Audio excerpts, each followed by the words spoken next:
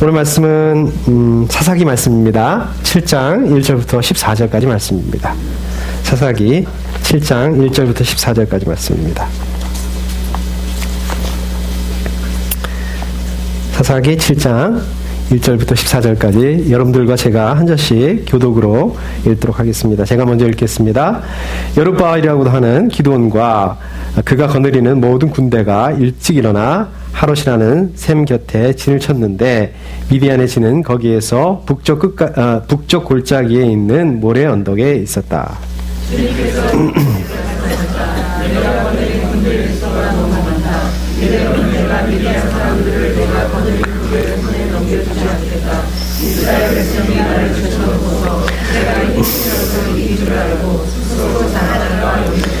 그러니 너는 이제라도 그들에게 말하여 두려워서 떨리는 사람은 누구든지 길르앗 산을 떠나서 돌아가게 하여라. 기드온이 두려워서 떠는 자를 돌아가게 하니 그들 가운데 22,000명이 돌아가고 10,000명이 남았다.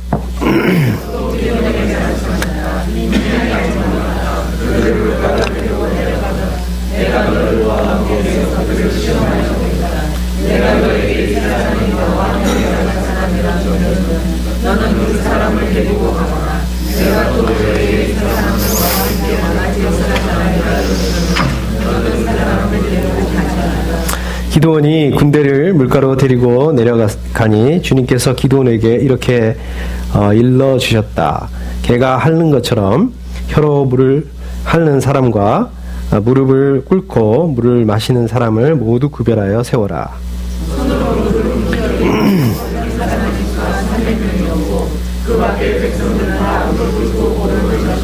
주님께서 기드온에게 이르셨다. 물을 핥아먹는 300명으로 너희를 구원하겠다.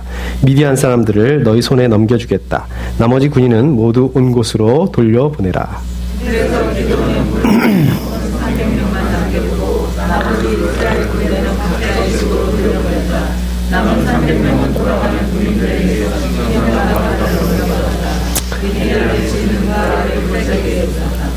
그날 밤 주님께서 기드온에게 말씀하셨다. 너는 일어나서 적진으로 쳐내려가거라. 내가 그들을 너희의 손에 넘겨주겠다. 내가 너희 부하 부라와 함께 먼저 적진으로 내려가거라. 그리고 적들이 무슨 말을 하는지 들어보면 네가 적진으로 쳐내려갈 용기를 얻을 것이다. 그는 자기의 부하 부라와 함께 적진의 끝으로 내려갔다. 미디안 사람과 아말렉 사람과 사막 부족들이 그들에게처럼 그 골짜기에 수없이 널려 있었으며 그들에게 낫다고 바다가 이르기처럼 헤아릴 수 없이 많았다. 기드온이 그곳에 이르렀을 때에 마침 한 병사가 자기가 꾼 꿈 이야기를 친구에게 하고 있었다. 내가 꿈을 꾸었는데 보리빵 한 덩어리가 미디안 진으로 굴러들어와 장막에 이르러서 그 장막을 쳐서 뒤엎으니 그만 막이 쓰러지고 말았다네. 하고 말하니까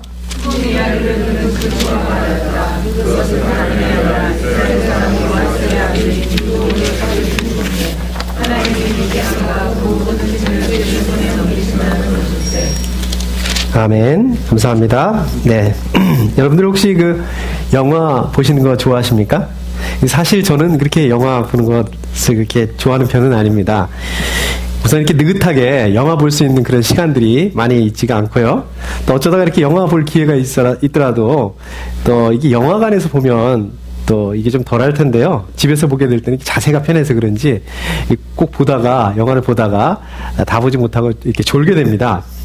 이렇게 또 졸게 되다 보면 이야기가 줄거리가 지금 어떻게 되는지 이것들을 놓치게 되잖아요. 그래서 보통 이제 저희 집사람하고 이제 같이 보는 편인데 같이 보고 있는 저희 집사람한테 저게 왜 저렇게 된 거냐, 저게 어떻게 된 거냐 이렇게 또 물어봐요. 이렇게 물어보면 보통은 이제 대답을 안 해주고 짜증을 내죠. 물어보지 말으라고. 뭐 하여튼 그걸 떠나서 이게 좀 저는 좀 이렇게 좀 둔한 편인 것 같아요. 그래서 이렇게 보더라도 영화가 이게 어떻게 졸지가 않더라도 이게 영화가 지금 이게 어떻게 되는 건지 왜 저렇게 되는 건지 이해를 못하는 경우가 굉장히 많이 있습니다. 이거 보면서요. 어떤 분들은 반면에 아주 눈치가 굉장히 빠르신 분들이 있죠. 이게 영화에 대해서 아주 잘하시는 분들이 있죠. 그래서 이렇게 처음 시작하는 것만 딱 보면 아 저거 이제 어떻게 되고 이제 어떻게 끝날 것이다 이제 이렇게 예상하시는 분들이 있는데 또 그거 보면은 또 딱 맞더라고요. 보면은 참 신기하다 저는 이렇게 늘 생각을 하고는 합니다. 여러분들 그 몇 년 전에 나왔던 영화인데요. 이 숫자로 되어 있는 영화입니다. 300이라는 영화 혹시 보신 적 있으세요? 그런 영화가 있었습니다. 요게 BC 한 480년 전에 실제로 있었던 일을 가지고, 역사적인 일을 가지고 만든 영화인데요. 그때 이제 BC 480년, 야, 도대체 얼마나 오래된 걸까요? 그때 이제 페르시아 전쟁이 있었는데, 이걸 제3차 페르시아 전쟁이라고 하는데요. 그때 이게 발음도 어렵습니다. 테로미필레 전투가 이 영화의 그 배경이라고 합니다. 그 당시에 이제 페르시아의 왕이 크세르크세스라고 하는 그 페르시아 왕이 있었는데요. 이 사람이 그 성경에도 나오는 사람입니다. 이게 누군지 아세요, 혹시? 에스더 남편이에요. 아수에르 왕이라고 이렇게 나오죠. 우리 성경에는요. 이 크세르크세스가 이제 100만 대군을 이끌고서, 페르시아 100만 대군을 이끌고서 이제 그리스를 침공하게 됐는데요. 그때 이제 스파르타 왕, 이게 또 스파르타니까 또 좀 이게 좀 많이 들어보신 것 같죠? 이 스파르타 왕 레오디나스라는 그 왕이 있었는데, 이 사람이 이 페르시아 군을 막기 위해서 이제 그 관문이었던 그 아까 발음 어려운 테르모필레라는 그 협곡에서 이제 그 정예 군인들 300명이죠. 정예 군인 이제 300명을 가지고 그 입구를, 그 페르시아가 들어오는 그 입구를 방어하게 됐던 그 줄거리, 그 스토리라고 합니다. 그런데 이제 이 300명의 용사도 어떻겠습니까? 이 말이 100만이죠. 이 100만하고 이게 300명이 이게 되겠어요? 그러니까 이제 이 사람들도 이 자기들이 상대가 되지 않는다는 것을 다 알죠. 다만 이제 이 협곡이라는 그런 지형적인 것을 이용을 해서 이제 거기서 이제 끝까지 싸우는데, 그럼에도 불구하고 이 사람들이 자기들이 이제 자기들이 이제 죽을 수밖에 없다는, 결국에는 다 죽게 된다는 것을 다 알면서도 거기서 이제 끝까지 남아서 싸우게 됐다는 이제 그런 스토리라고 합니다. 사실 저는 보지는 않았습니다. 그런 스토리라고 하는데, 이제 아주 그 수적인 열세에도 불구하고 이 300명이요. 그 스파르타 병사들이, 그야말로 스파르타 병사들이 아주 용맹스럽게 싸운 그런 그 전투였다고 합니다. 그래서 지금도 그런 얘기 하잖아요. 그 스파르타식 훈련, 뭐 이제 이런 말을 하지 않습니까? 그처럼 당시에 그 스파르타 이 병사들이, 군인들이 이 굉장히 그 용맹스럽다고 합니다. 아무튼 이 영화에서 또 실제로 이 300명의 이 스파르타 군인들이, 병사들이 그때 거기서 다 죽게 됐다고 합니다. 그런데 실제로 그 역사적으로도요, 이 300명의 그 스파르타 이 군인들이, 용사들이 거기서 이 페르시아 군들한테 3일을 끌어줬대요. 3일을 이렇게 버텨주는 바람에, 그 바람에 이제 그 그리스 연합군들이 이게 형성이 될 수 있었고, 그래서 이제 아테네죠. 아테네 군을 중심으로 한 그 연합군들이 이제 그 페르시아하고 이제 전쟁을 할 수 있었는데, 결국은 그 마라톤이라는 그 평원에서 이제 그 승리로, 그 전쟁을 이제 승리로 이끌게 된, 뭐 그렇게 그리스의 그 승리로 끝나게 된 그런 역사를 가지고 있습니다. 이제 그것을 배경으로 한 그 영화였었는데요. 오늘 성경 말씀에도 이렇게 보게 되면 이 마치 그 영화 300처럼 오늘 말씀을 보시게 되면 이제 기드온과 이제 300용사가 이제 미디안과 전쟁하는 그 이야기의 그 말씀입니다. 오늘 말씀을 우리가 한번 읽어서 또 이 말씀들을 잘 아시는 이야기겠지만 이야기를 이제 간단하게 좀 정리를 한번 해 보도록 하겠습니다. 이제 그 이스라엘 사사였죠. 이스라엘 사사 기드온이 미디안의 침공을 맞서서 이제 같이 전쟁하기 위해서 군대가 진을 치고 있었습니다. 그런데 하나님께서 기드온에게 뭐라고 얘기를 하시냐면, 보통 이럴 땐 좀 격려해 주시고 위로해 주시고 좀 잘할 수 있어 이렇게 해주셨으면 좋을 텐데, 야, 군대 숫자가 지금 너무 많다. 그래서 군인들 중에서 두려워서 떠는 사람들을 좀 돌려보내라. 이제 이렇게 말씀하신 거예요.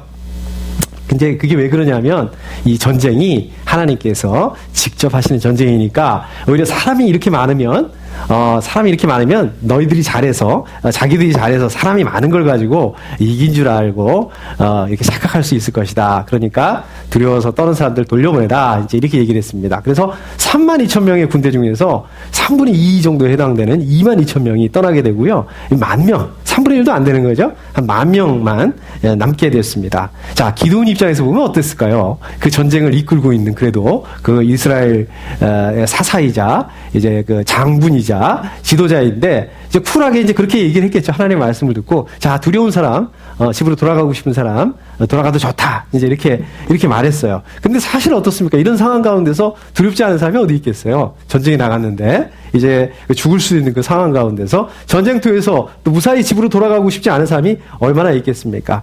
그러니까 막 기다렸다는 듯이 이제 3분의 2에 해당하는 그 병력이 다 가버린 거예요.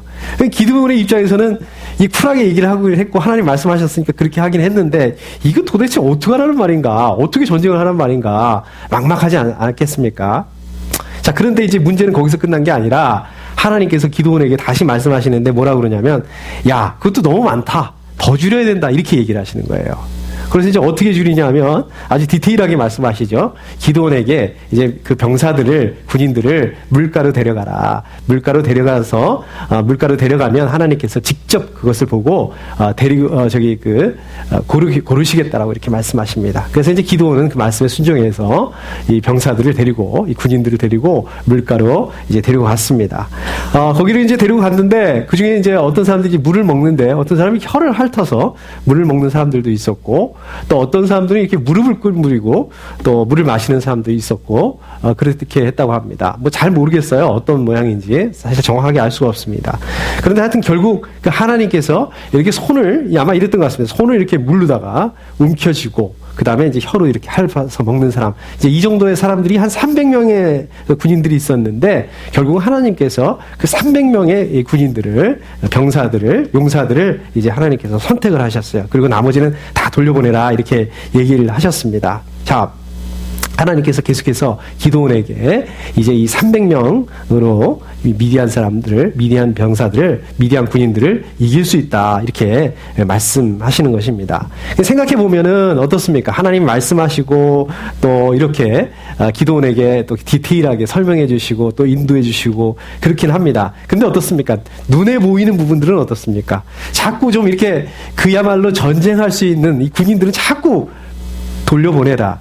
필요 없다. 이렇게 뺏어가시는 것처럼 이렇게 보일 수 있고, 그냥 무슨 뭐 다른 그거 없고, 내가 어떻게 싸워라, 어떻게 해라 이런 얘기도 없고, 무조건 이길 수 있다. 이제 대책 없이, 거의 대책 없이 그냥 이렇게만 말씀하시는 거예요. 기드온 입장에서 보게 됐을 때 말입니다. 그리고 이제 그날 밤에 결국 하나님께서 기드온에게 뭐라고 얘기하시냐면 이제 적진으로 내려가라. 이제 이렇게 얘기를 하시는 거예요.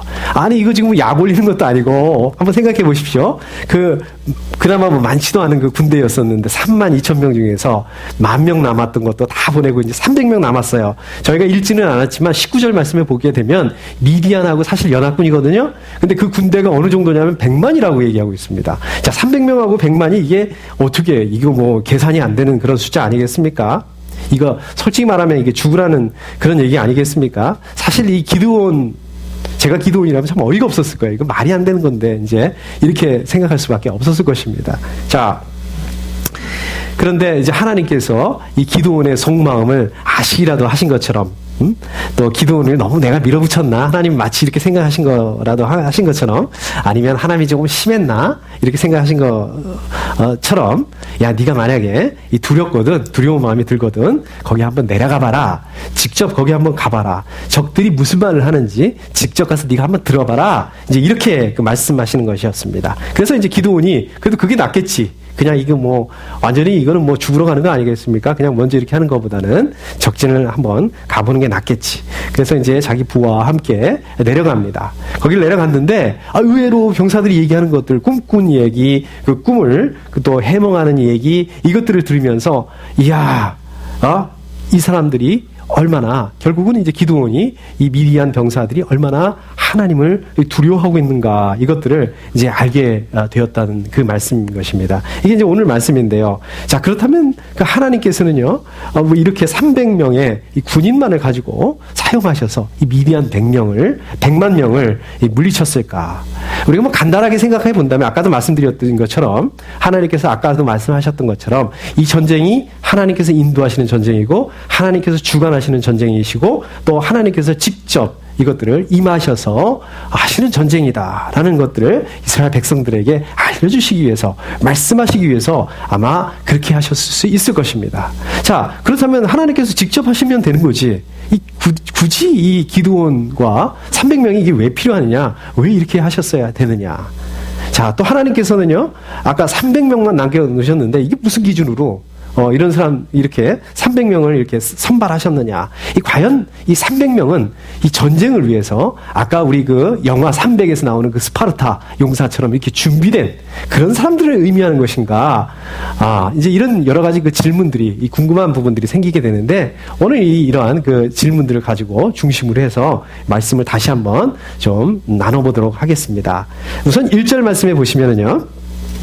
이렇게 되어 있습니다. 여룻바알이라고도 하는 기드온과 그가 거느리는 모든 군대가 일찍 일어나 하롯이라는 샘 곁에 진을 쳤는데 미디안의 진은 거기에서 북쪽 골짜기에 있는 모래 언덕에 있었다. 이렇게 말씀하고 있습니다. 자, 여기서 말씀하시게 되면, 여기서 보시게 되면 맨 처음에 기드온에 대해서 말씀하시면서 기드온의 별명이었죠. 여룻바알이라고도 하는 이제 이렇게 이 표현을 사용하고 있는 것들을 보게 됩니다. 자, 왜 이런 말을 썼을까요? 여룻바알이라는 왜 기드온의 별명을 썼을까요? 이게 그 여룻바알이라는 그 기드온의 별명이 어떻게 생긴지 아시죠? 기드온이 그 바알 신을 이렇게 무너뜨린 적이 있잖아요. 헐어버린 적이 있잖아요. 그렇게 하고 아세라 그 신상을 이렇게 찍어버린 적이 있지 않습니까? 자, 우리 한번 찾아보실까요? 사사기 6장 32절 말씀입니다. 자, 그래서 붙게 된 별명이죠. 사사기 6장 32절 말씀입니다. 자, 한번 저를 위해서 한번 읽어주실까요? 그래서 그 사람들은 기드온을 여룻바알이라고 불렀다. 그가 바알의 재단을 걸었으니 바알이 직접 그와 싸우게 하라는 말에서 그렇게 부른 것이다. 네, 그렇습니다. 그렇습니다. 바로 이겁니다. 여기 보시면, 그래서 오늘 1절 말씀 이 맨 첫 부분에서 이렇게 이 여룻바알이라는 이런 이름을 언급하고 있는 이 부분은 바로 이 전쟁의 본질에 대해서 말씀하고 있는 것입니다. 이게 무슨 말씀이냐면, 그러니까 이 전쟁의 이 본질이, 전쟁이 이 눈에 보이는 이 미디안 사람들과의 그 전쟁이 아니라 바로 눈에 보이지는 않지만 이 바알이라는 그 우상과의 이 전쟁이라는 부분에 대해서, 이것에 대해서 암시하고 또 말씀하고 있는 것입니다. 그 다음에 또 한 가지를 보시게 되면은요, 이 기드온과 이스라엘 백성들이 전쟁을 위해서 진을 쳤던 곳이 어디라고 되어 있습니까? 거기 보시면 하롯이라는 샘 이렇게 되어 있습니다. 그런데 이 하롯이라는 그 뜻이 무슨 뜻이냐면요, 히브리어로 이 두려움이라는 그런 뜻입니다. 다시 말씀드리자면 이 기드온하고 이스라엘 백성들이 미디안 군대 앞에서 굉장히 두려워하고 있었다, 또 떨고 있었다, 이것을 의미하는 것이죠. 그런데 보시면은 이 기드온과 이 이스라엘 백성들 이 상황들을 보시게 되면 어떻습니까? 이건 당연한 거 아니겠습니까? 저희 같아도 떨 수밖에 없는 그런 상황 아니겠습니까? 아까도 말씀드렸듯이 미디안이 100만이거든요. 그 다음에 맨 처음에, 그러니까 이 군사들 돌려보내기 전에 32,000이었어요. 그러면은 30대 1이거든요. 얼핏 계산해봐도. 그러니까 100만 대 32,000. 30대 1이에요. 그러니까 이 숫자만으로도 지금 이 미디안하고는 이게 지금 상대가 안 되는 이제 그런 상황이었던 것입니다. 그렇지만 하나님께서는 그 하나님의 눈으로 보시기에 이스라엘의 군대 32,000명조차도 오히려 너무 많다라고 말씀하고 있습니다. 왜 그럴까요? 아까 2절 말씀에서도 보면 제가 한번 읽어보겠습니다. 이스라엘 백성이 나를 제쳐놓고서 제가 힘이 세어서 이긴 줄 알고 스스로 자랑할까 염려된다. 이렇게 말씀하시고 있는 것입니다. 그러니까 이 전쟁이 아까도 말씀드렸듯이 하나님이 개입하시는 전쟁이시고 하나님께서 주관하시는 그런 전쟁이다. 바알과의 그 우상과의 전쟁이다. 그래서 하나님께서는 군인이 아직도 많다. 이렇게 말씀하고 있는 것입니다. 그러니까 이 전쟁이 누구의 힘에 의해서 이루어지는 것이고, 이것들이 어떻게 이 전쟁에서 너희들이 승리할 수밖에 없게 되는지 이것을 기드온에게 보여주시고자, 기드온에게 말씀하시고자 하시기 위해서 지금 이렇게 인도하셨다는 거죠. 그렇지만은 그 막상 이제 문제는 기드온에게 있었다는 얘기입니다. 기드온이 어떻냐면 기드온 자체가 두려움 가운데, 그럼에도 불구하고 하나님이 이렇게 함께 하시고 하나님이 이렇게 말씀했음에도 불구하고 기드온 자체가 두려워하고 있었다는 것이에요. 그래서 9절 10절 말씀을 보시게 되면은 하나님께서 기드온에게 이렇게 말씀하시죠. 너는 일어나서 적진으로 쳐내려가거라. 내가 그들을 너의 손에 넘겨주겠다. 내가 쳐내려가기가 두려우면 너의 부하 브라와 함께 먼저 적진으로 내려가 보아라. 이렇게 그 말씀하고 있습니다. 자, 그래서 이제 12절에 보게 되면 기드온이 이제 가게 됐죠. 그 적진으로 가게 됐습니다. 막상 가서 봤는데 미디안 사람과, 제가 읽어보겠습니다. 미디안 사람과 아멜렉 사람과 사막 부족들이 메뚜기 떼처럼 그 골짜기에 수없이 널려 있었으며 그들의 낙타도 바닷가의 모래알처럼 헤아릴 수 없이 많았다. 그야말로 어마어마하게 있었던 거예요. 100만 대군이 있었던 것입니다. 기드온이 이런 그 두려운 현실, 기드온이 두려워했던 것들, 두려워했던 그 현실적인 것들, 아직 보지는 못했잖아요. 그렇지 않습니까? 그런데 이것을 보는 순간에, 야, 이거 300명을 데리고서는 도저히 어쩔 수가 없구나라는 것들을 확인할 수 있는 그러한 것들이었다는 것입니다. 자, 이거 하나님의 말씀대로, 하나님만의 말씀만 신뢰하고 하나님의 말씀대로 순종하게 됐다가는, 야, 이거 다 죽게 생겼구나. 이거 하나님한테 맡기고 이거 할 수 있는 그런 상황이 아니었구나. 오히려 이것을 봤을 때는, 여기까지 봤을 때는 이제 그럴 수밖에 없는 그런 상황이었다는 거죠. 자, 그렇다면 기드온이 누구였냐는 것입니다. 기드온이 어떤 사람이었냐는 것입니다. 기드온이 물론 아까 사사였다고 제가 말씀드렸지만, 기드온이 사사로 등장하게 될 때 그때 그 배경에 대해서 설명하는 부분들이 나와 있습니다. 우리 한번 찾아보실까요? 사사기 6장 2절과 3절 말씀입니다. 사사기 6장 2절과 3절 말씀입니다. 이거 한번 좀 읽어주시죠. 저를 위해서. 사사기 6장 2절과 3절 말씀입니다. 자, 다 같이 읽겠습니다. 시작. 미디안 사람들이 이스라엘을 억누르니 이스라엘 자손은 미디안 사람들 때문에 하나님의 공물과 요셉의 불편을 마련하였다. 이스라엘 자손이 하나님의 주먹으로 미디안 사람과 아말렉 사람과 도망간 사람들이 조합을 얻은 것이었다. 네, 그러니까 지금 미디안이 아주 이스라엘 백성들을 괴롭게 하고 있는 거예요. 그냥 그 식민지처럼 와서 침범하고 그 다음에 뺏어가고 노력해가고 이제 이런 그야말로 이 미디안 사람들이 아주 그 억압하는 바람에 이 이스라엘 백성들이 전혀 길을 펼 수 없는 지금 그런 상황이었다는 것입니다. 그 가운데 이 기드온은 어떤 사람이었냐면 아주 잘나서 막 어떻게 했던 게 아니라 굉장히 평범한 사람이었습니다. 기드온도 아주 그러한 이스라엘 백성들 중에 한 사람이었습니다. 그래서 11절 중반 부분, 그러니까 사사기 6장 11절 중간 부분에 보면 이런 말씀이 나옵니다. 그때 요아스의 아들 기드온은 미드안 사람들에게 들키지 않으려고 포도주 틀에서 몰래 밀 이삭을 타작하고 있었다. 이렇게 얘기하고 있습니다. 그러니까 자기도 지금 안 뺏기기 위해서, 미디안 사람들에게 안 뺏기기 위해서 몰래 자기 그 밀을 타작하고 있었던 그런 모습입니다. 자, 그런데 바로 그때 이렇게 무기력한, 그 다음에 또 이스라엘 다른 백성들과 다름없는 아주 평범한 이 미디안이 두려워가지고, 미디안 사람들한테 뺏길 게 두려워가지고 원래 숨어서 밀을 타작하고 있는 그 기드온에게 누가 나타났냐면 하나님의 천사가 나타났습니다. 그러더니 뭐라고 얘기를 하고 있냐면, 힘센 장사야, 주님께서 너와 함께 계신다, 이렇게 말씀하셨던 것입니다. 무슨 힘센 장사예요, 이게. 무슨 힘센 장사가 이 모양이에요. 그 미디안이 무서워서 몰래 숨어서 밀을 타작하고, 이 모습을 어떻게, 이러한 그 기드온의 모습을 어떻게 힘센 장사라고 이렇게 말할 수가 있겠습니까? 그런데 하나님의 천사는 지금 기드온에게 힘센 장사야, 이렇게 불러주고 있는 것입니다. 자, 계속해서 그러니까 이제 기드온이 하나님의 천사에게 다시 물었죠. 제가 읽어보겠습니다. 감히 여쭙습니다만 주님께서 우리와 함께 계신다면 어째서 우리가 이 모든 어려움을 겪습니까? 우리 조상이 우리에게 주님께서 놀라운 기적을 일으키시어 우리 백성을 이집트에서 인도에 내셨다고 말하였는데 그 모든 기적들이 다 어디에 있단 말입니까? 지금은 주님께서 우리를 버리시기까지 하셔서 우리가 미디안 사람의 손아귀에 넘어가고 말았습니다. 자, 지금 여기서 보시게 되면 기드온이 하나님의 천사에게 질문하는 형태로 얘기를 하고 있지만 이것은 질문이 아니라 사실 어떻습니까? 하나님에 대한 원망이었다는 거죠. 그렇게 놀라운 기적을 이루시고 옛날에 그렇게 이집트에서 이끌어내셔서 인도하신 하나님이시라면서 지금은 왜 이렇게 그 미디안의 신에게 꽉 물려가지고 꼼짝 못하게 우리를 왜 이 모양 이 꼴로, 그렇게 잘나신 분이 왜 우리를 이 모양 이 꼴로 이렇게 놔두십니까? 지금 이렇게 얘기하고 있는 거죠.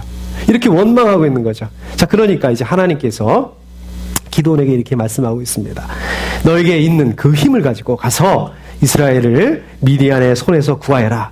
내가 친히 너를 보낸다. 이렇게 얘기하고 있습니다. 자, 그렇게 얘기를 했는데도 기드온의 반응은 어땠습니까? 15절에 보니까 감히 엽춥습니다만 내가 어떻게 이스라엘을 구할 수 있겠습니까? 보시는 바와 같이 나의 가문은 므낫세 지파 가운데서도 가장 약하고 또 나는 아버지의 집에서도 가장 어린 사람입니다. 이렇게 말씀하고 이렇게 얘기했던 것입니다. 못한다 이거죠. 자기 힘으로 가지고는 내 혼자 어떻게 할 수 있는 게 아니라는 거죠. 그렇죠? 근데 사실은요, 이거 지극히 맞는 말씀입니다. 지극히 맞는 말이에요. 기드온이 지금 틀린 말을 하고 있는 게 아니에요. 아주 맞는 말을 하고 있습니다. 아주 지극히 지금의 그 기드온의 그 상황과 그 현실에 대해서 얘기를 하고 있어요. 무슨 힘이 있냐 이거죠. 내가 무슨 힘이 있길래 내가 어떻게 할 수 있겠느냐 이렇게 말하는 거죠. 자, 그렇지만 하나님께서는 기드온에게 뭐라고 말씀하시냐면 내가 반드시 너와 함께 있을 것이니 내가 미디안 사람들을 마치 한 사람을 쳐부듯이 쳐부술 것이다. 이렇게 말씀하셨습니다. 그런데 그럼에도 불구하고 이 기드온이 이 하나님의 말씀을 받아들이는 일이 이게 어디 쉬운 일입니까? 쉬운 일이 아니었죠. 그래요. 하나님의 말씀은 어떻습니까? 이론적으로, 지식적으로, 그렇지. 하나님이 하시면, 전능하신 하나님이 하시면 그럴 수 있겠다. 그런데 이게 이 믿음이 되고, 이게 우리의 삶의 현장 가운데서 이게 실제가 될 수가 없었다는 거죠. 기드온이 마찬가지 그랬다는 거죠. 그러니까 이 말씀을 붙들고서 기드온이 지금 나간다면 이거는 지금 뭐라 할까요? 이 목숨을 거는 일인데 이게 너무나도 무리수가 많은 일이 아니겠습니까? 이런 현실 가운데서 아무것도 아닌 자기가 나간다는 것이. 그래서 그 하나님께 증거를 요구했죠. 이제 그 기드온이요. 그리고 그 후에 그 전쟁이 나서요. 이제 막 자기가 군사들을 모읍니다. 군사들을 모아놓고서도 기드온이 뭐라고 이제 얘기를 합니까? 하나님께 참으로 주님께서는 말씀하신 대로 나를 시켜서 이스라엘을 구하시려고 하십니까? 이렇게 또 다시 한번 물어봐요. 전쟁하려고 이렇게 다 군사들을 모아놓고 나서도 그렇게 물어봅니다. 그리고 나서 어떤 일이 있었냐면 그 유명한 양털 시험 있죠, 그죠? 양털을 통해서 하나님께 표적을 구하기도 했던 것이 이러한 사람이 바로 기드온이었다는 것입니다. 그런데 하나님께서는요, 이렇게 두려워하고 연약한 이 기드온을 이끌고서 지금 이 미디안과의 전쟁을 주관하시고 인도하시고 있는 그 모습을 보게 됩니다. 그런데 그럼에도 불구하고 하나님께서는요, 이러한 기드온의 그 연약함에 대해서 이렇게 하나님께서 함께 하심에도 불구하고 두려워하는 기드온에 대해서 꾸짖지 않으셨다는 것입니다. 야단치지 않으셨다는 것입니다. 너 함량 미달이야. 너 포기. 내가 다른 사람 쓰겠어. 하나님 이렇게 하시지 않으셨다는 것입니다.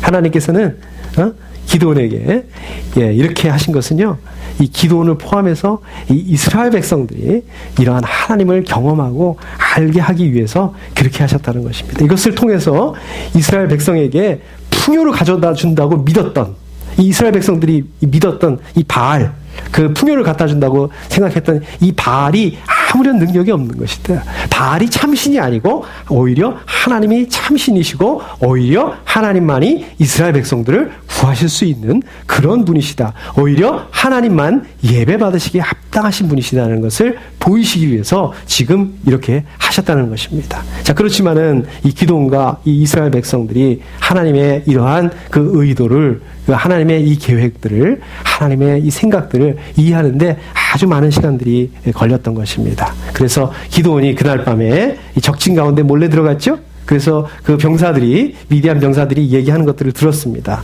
자, 보니까 이렇게 돼 있죠? 그것은 다름이 아니라 이스라엘 사람 요아스의 아들인 기드온의 칼이 틀림없네. 하나님이 미디안과 그 모든 진을 그의 손에 넘기신다는 것일세. 이제 이 말을 듣고서 딴 사람이 15절에 보니까 이제 해몽을 합니다. 기드온은 그 꿈과 그 꿈 이야기와 해몽하는 말을 듣고 주님께 경배하였다. 이렇게 얘기하고 있습니다. 이제 비로소 어떻습니까? 기드온이 이스라엘 진으로 돌아오게 됩니다. 그리고 군사들에게 이야기를 하죠. 일어나라. 주님께서 미디안의 진을 너희 손에 넘겨주셨다. 이렇게 이제 외칠 수 있고 말할 수 있게 된 것입니다. 이제 드디어 기드온이 하나님의 뜻에 대해서 확실하게 알게 됐다는 것이죠. 기드온이 더 이상 이 전쟁의 주도권이 자기에게 있는 것이 아니라 있다는 것에 대해서 깨닫게 되었던 것입니다. 기드온이요, 비로소 이 두려움에서 벗어나서 또 믿음으로 전쟁을 치를 수 있게 되었다는 것입니다. 이제 기드온이요, 이 믿음의 이 갈등들, 그 안에 있던 그 갈등들을 끝냈죠? 그렇게 하고 이제 이 300명의 용사들과 함께, 이 군인들과 함께, 이스라엘 군사들과 함께 나아갈 수 있게 되었습니다.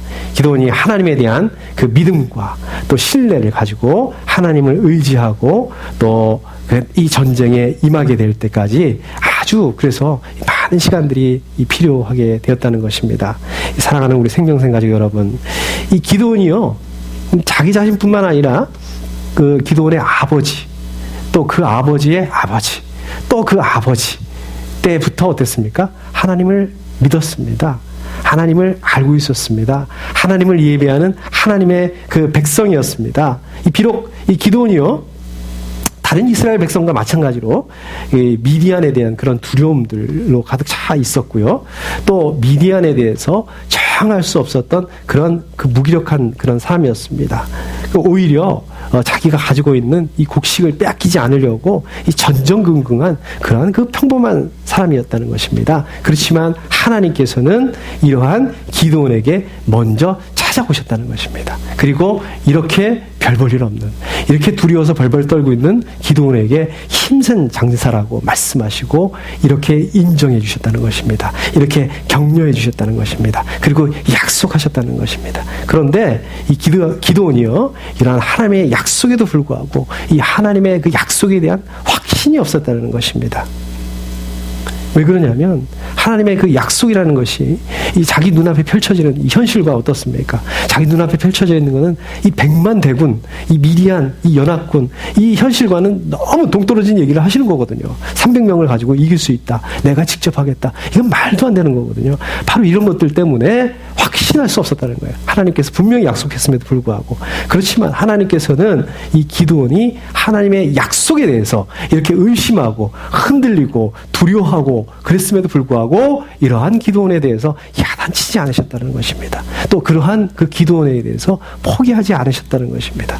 그럼에도 불구하고 매번 그때마다 하나님께서 먼저 오셔서 기드온을 만나주시고 또 기드온이 이해할 수 없을지라도 또 다시 한번 이것들을 말씀하시고 보여주시고 설명하시고 계속해서 이 일들을 반복하셨다는 것입니다. 중요한 것은요, 이러한 그 과정들을 통해서 이러한 하나님께서 이렇게 만나주시고 이렇게 기드온과 관계를 맺으시는 이 관계를 통해서 기드온이 점점 하나님을 알아가게 되고 이해하게 되고 하나님을 의지할 수 있는 그 과정을 배워나가게 됐다라는 것을 저희는 이 말씀을 통해서 보게 됩니다. 우리도 마찬가지가 아니겠습니까? 우리가 하나님 믿었습니다.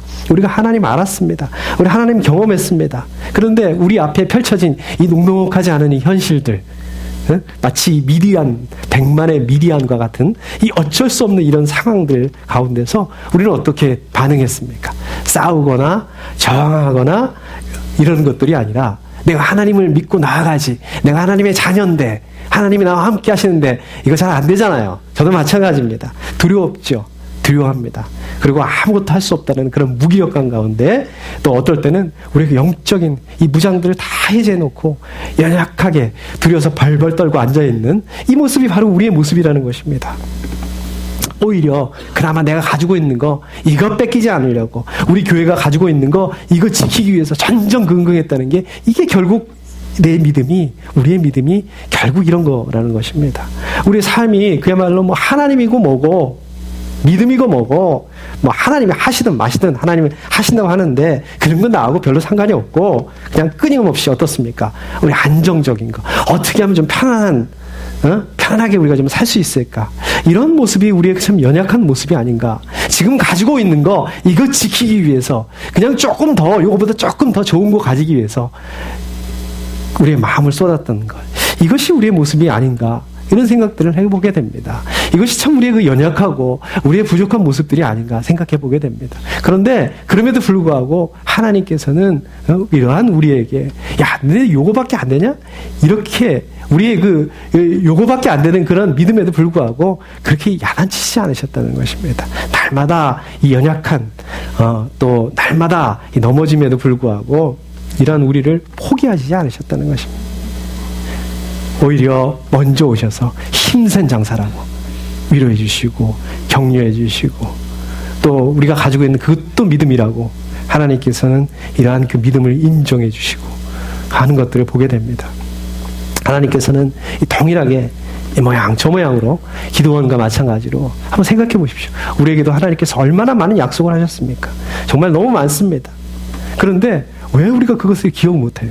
다만 하나님의 그 약속이 하셨지만 그 약속이 우리 가운데 응답될 거라는 그런 기대감이 없기 때문에 하나님이 약속하셨던 그 사실조차도 잊어버리고 살고 있다는 것입니다. 왜냐하면요, 기도원이 그랬던 것처럼요, 정말 하나님이 하셨던 그 약속이 너무 안 맞아요. 지금 현실은 이건데 하나님은 너무 앞서가시는 정말 말도 안 되는 것 같은 그런 말씀을 하셨기 때문에 우리가 그것들을 잊어버리고 아예 기대조차 안 한다는 것이죠. 솔직히 말하자면 우리는 하나님을 믿지 못한다는 말씀인 것입니다. 다시 말씀드리자면 우리는 하나님을 신뢰하지 못한다. 그렇기 때문에 우리는 하나님의 그 약속을 잊어버리고 살 수밖에 없다는 것입니다. 그럼에도 불구하고 우리가 그 하나님의 약속, 하나님의 말씀을 믿던 믿지 않던, 하나님을 신뢰하던 신뢰하지 않던 이 기도원을 포기하지 않으셨던 이 하나님이 또한 우리를 포기하지 않으신다는 것입니다. 비록 바로 이 예배를 통해서 또 우리의 그 목장 모임을 통해서 우리 또 성경 공부 모임을 통해서 우리 점심 식사 하시면서 또 교제하실 거 아니겠습니까? 이런 교제를 통해서 또 우리를 만나주시고 우리가 이해할 수 없을 것이라는 것들을 또 아시면서 기도원에게 계속해서 포기하지 않으시고 나타나셔서 말씀해 주시고 설명해 주신 것처럼 또 우리에게도 그렇게 하나님은 반복하시고 말씀하신다는 것입니다. 바로 이런 과정들을 통해서, 이러한 시간들을 통해서, 하나님과의 이런 과정들을 통해서 우리는 점점, 지금은 좀 잘 안 되지만 점점 하나님만 의지하고 하나님의 그 약속을 기억하고 그 하나님의 약속을 따라가서 살 수 있는, 또 우리가 될 수 있게 그렇게 인도하신다는 것입니다. 우리의 그 영적인 성숙으로, 성숙의 단계로 그렇게 인도하신다는 것입니다. 이런 하나님을 붙들으시고 일주일 동안도 승리하실 수 있는 우리 귀한 우리 생명생 가족들 다 되실 수 있기를 소원합니다. 이런 하나님의 그 믿음이 우리의 머리와 지식이 아니라 이제는 우리의 그 가슴과 우리의 실제의 삶이 되실 수 있기를 소원합니다. 우리 함께 기도하겠습니다. 하나님 아버지,